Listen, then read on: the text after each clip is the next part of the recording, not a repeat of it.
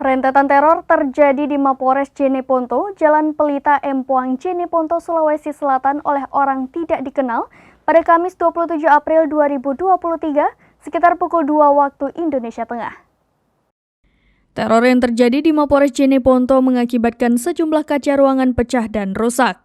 Kapolres Jeneponto AKBP Andi R. Masuryono membenarkan markasnya menjadi sasaran aksi teror. Berdasarkan informasi sementara, terdapat satu personil kepolisian yang terluka akibat aksi teror OTK. Personil Polres Jeneponto tersebut berpangkat brigadir dari Satuan Reserse dan Kriminal atau Satreskrim. Korban langsung dilarikan ke RSUD Lanto Daeng Pasewang Jeneponto, kemudian dirujuk ke Rumah Sakit Bayangkara Makassar. Dugaan sementara korban terluka akibat peluru atau benda tajam lainnya.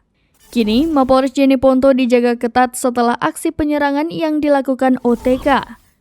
AKBP Andi R. Masuryono belum dapat menjelaskan kronologi kejadian termasuk pelaku penyerangan.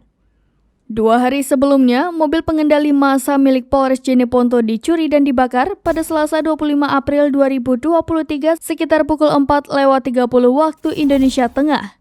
Selang setengah jam kemudian, mobil tersebut ditemukan terbakar di tepi sawah di Kelurahan Panaikang, Kecamatan Binamu, Kabupaten Jeneponto, sekitar pukul 5 waktu Indonesia Tengah.